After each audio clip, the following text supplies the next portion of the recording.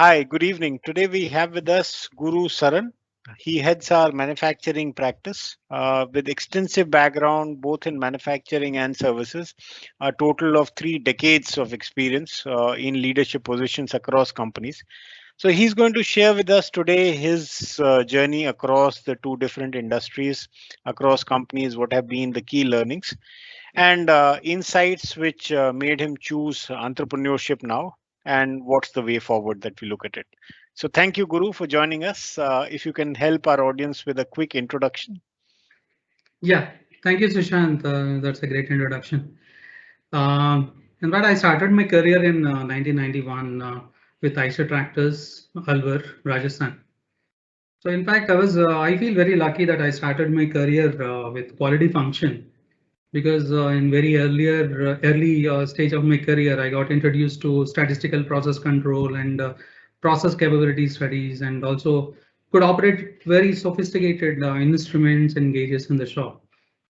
So, and in fact, I should admit, like they are a very forward-looking organization. So they embraced TQM, Total Quality Management, way back in '93. I remember.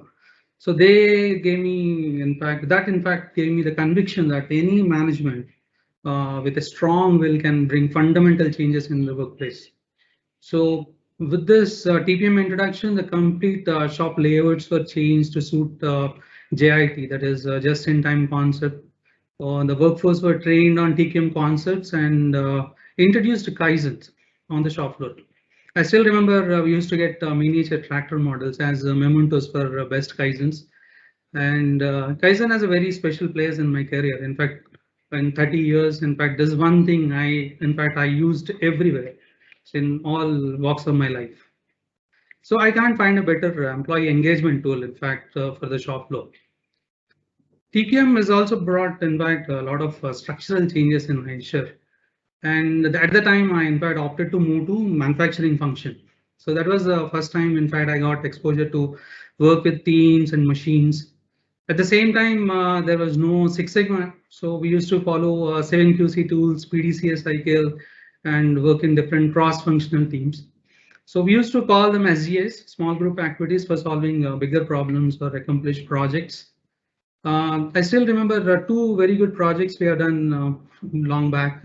One was to introduce offline inspection gauges so that we reduce the inspection time. And then one more project is to reduce the cylinder head lead time. So these two projects got recognized at plant level. That was a fruitful time at, in fact, Aisha. In 1996, and I got an opportunity to move from Mysore to Tata Cummins, Jamshedpur. It was like graduating from school to college. The scale of PCL, Tata Cummins is huge in terms of size of product, automation of operations, the complexity of the processes. So I started with cylinder head line cross-functional team, project team, which includes machine suppliers also. So I started from machining trials at suppliers and then installation at TCL. In fact, given me a lot of exposure to see the assembly of the machines, runoffs, basic troubleshooting, and operation of the machines. This helped a lot. In fact, when we recruited the associates, the operators, in fact, um, it was an obligation from Tata Motors at the time, like we should recruit only Tata Motors wards. So we recruited the guys based on their potential, so not on their qualification, because most of them are non-technical grads. So we given training to them to operate the machines, instruments, and gauges. So today, in fact, we study how Tesla recruits people irrespective of qualification, but the sample was in fact demonstrated by TCL at the time. So once the initial project was completed, I moved to hardcore operations in '98. TCL brought TPM. So that TPM is total productive maintenance under the guidance of Yamaguchi-sama. So and in that 5S Jishuozen, that is autonomous maintenance, and Kobatsu Kaizen. These are my real favorite topics in TPM. In 2001, in fact, I was fortunate to be nominated for Six Sigma training in Pune. SBTI was in fact a worldwide trainer for Cummins. So this was a very extensive training. That is a 4-week training. Today I see a week training on Six Sigma, but that used to be a 4-week extensive training and working on a live project. So the success of my first project was a great confidence booster. So it made me believe that with right tools and supportive team, you can really do wonders. So, and I was the first person in TCL, in fact, to complete 3 projects and entitled for the certification. And I also worked as a manager in cylinder head and cylinder block business units. And later, in fact, I was leading those units as well. So I headed the plant leadership team and also was chairman plant Kaizen committee. We revamped the evaluation, reward and recognition and audit process of Kaizen and increased our employee engagement. So this has actually fetched the Kaizen team chairman's award. And then I think 2008, the slowdown has come, recession. And once the slowdown has, in fact, over, so the volumes were picked like anything. In fact, they picked up very rapidly, and requirements for the engines got spiked. Then cylinder blocks became a constraint. So I was assigned, I was in fact leading the business unit at the time, cylinder block business unit. I was assigned to lead the projects to increase productivity, which further helps us to reduce import costs. So we used to import cylinder blocks from China. So with this project, we could actually help to reduce this cost. So I was at the time I was doing my management program in SP Jain Institute, Mumbai. So I was introduced to theory of constraints. So that was really fascinating. TOC is a fascinating concept. So I used Six Sigma and TOC concepts and we were able to increase the productivity by almost 14% and help the organization to save input costs. So this project has won Best Project Award at SPJ and Institute of Management and also the Cummins Chairman's Award on that year. In 2012, I was nominated by the company leadership team for Six Sigma Master Black Belt role. In this role, through annual gold tree and hopper sessions, I identified business critical projects across the organization. I think I mentored more than 500 projects worth 200 crores annualized savings in almost 3.5 years. Six Sigma team could able to double the engagement of managers in Six Sigma projects. So TCL has won Chairman Six Sigma award consistently all those years. Cummins has introduced a Six Sigma variant called value stream transformation, in fact, which is nothing but Lean Six Sigma. I got certified as a trainer and later conducted many training programs and mentored projects. So many projects using value stream mapping as a tool and improved lead time, throughput time, and reduced inventories in the shop floors. So after my MBB tenure, I got an opportunity to lead the program management function for Euro 4 engine projects. So then I moved to Pune. It was a very short stint for 6 months in Pune. Then I got an offer at Bharat Financial Inclusion Limited as Senior VP and Six Sigma Master Black Belt. So BFL is basically leading microfinance organization in India. Today is part of IndusInd Bank. So it was a real tough decision to leave an organization like Cummins when I spent exactly 20 years there and had a successful career. It was always my ambition as a Six Sigma professional to have an experience of a service organization and also considering few personal reasons, I joined BFL in 2016, which is now in Hyderabad. I started BFL career in re-engineering function, done projects like implementation of 5 years in all the branches. And so daily members meeting used to happen in all the branches. So that time reduction, because if you reduce the time, they can increase number of meetings they can do in a day with the members. So That is a very good project we have done. And branch activities re-engineering we have done to reduce load on staff, and done few focus projects with finance department like establishing KPI for their field staff. There's one concept called penny drop concept to ratify the bank account of the client before disbursement of the amount to their accounts first time.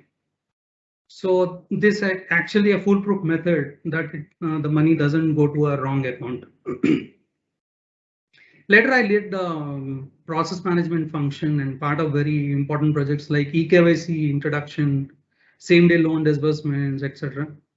And also conducted Six Sigma Yellow Belt training to some of the folks there and mentored projects. So once the BFIL got merged with IndusInd Bank, I got actually I moved to liability operations. It was a good area to understand client issues related to liabilities. So, and by collaborating with the bank, we could actually solve a lot of issues with the help of technology and process changes.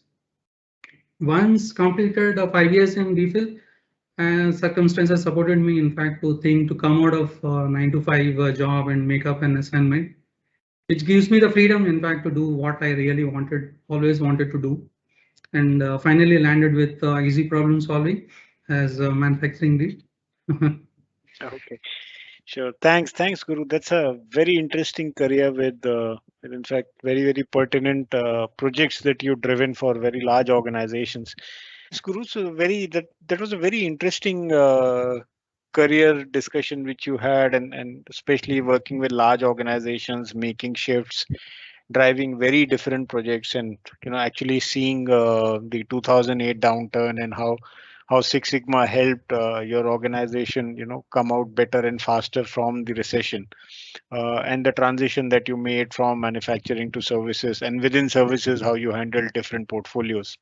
Now, the question which comes to my mind is, at a point in time when most people start preparing for retirement, uh, you know, how come you made a jump to entrepreneurship? So, what were some of the reasons or the thought behind making this switch?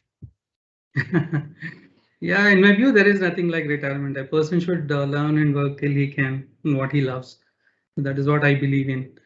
So coming to entrepreneurship, the idea was actually first popped up when when few close friends were discussing over a cup of tea in a hotel room. So that was the time when we were actually going through Six Sigma training in Pune, 2001. So in fact, we were very fascinated about Six Sigma and the power of Six Sigma in problem solving. So then we were very clear that we will start a consultancy and provide both technical and management consulting services to small and medium-sized industries, startups. And so we'll use Six Sigma as the main methodology to basically realize this thing. So that was the initial first seed of the entrepreneurship has actually happened. So the next motivation came when I was actually doing my MBA. In a span of that 2 years, a few of the participants, in fact, left their well-established careers and started their firms, and they were doing really well. So that has actually really helped me to given a lot of confidence that yeah, that can be done.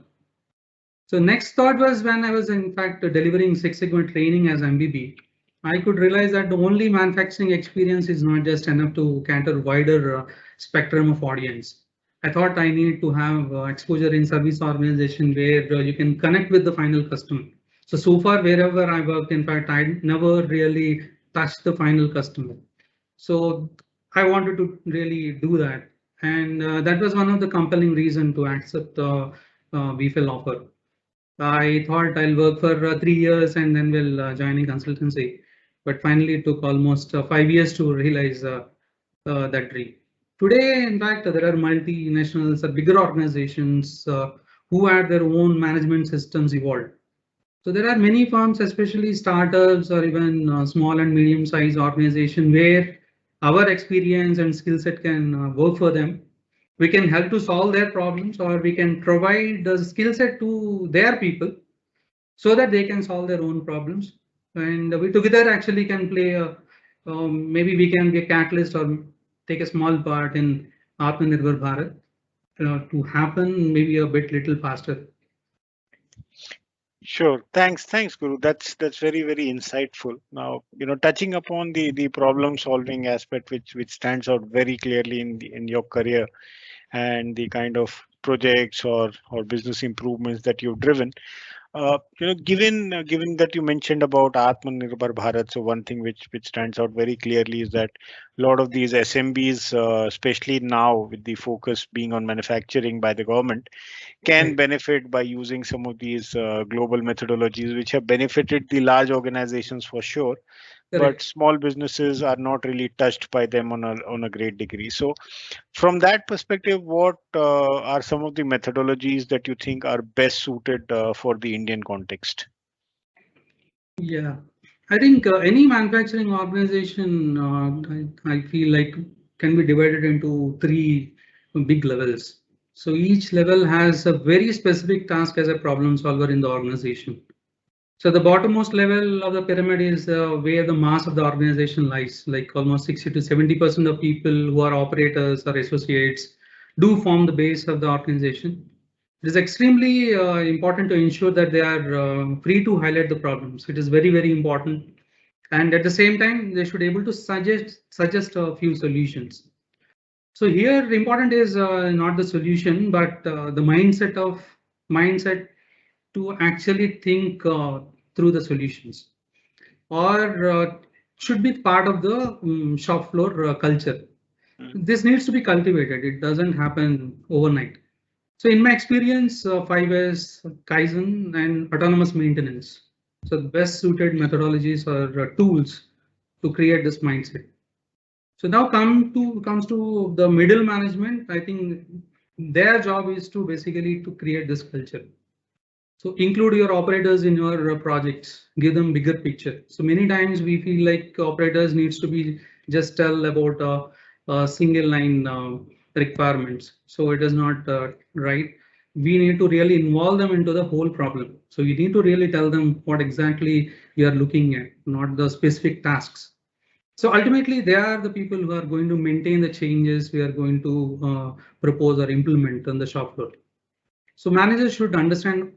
Another part is like managers should understand the data um, around them, whether it is operations data, sales data, quality data, machine data, safety, or anything. So they should be understanding this data and should able to identify the problems in their areas, prioritize and use the data to analyze and implement the solution. So Six Sigma, I feel, is the best methodology that gives that edge.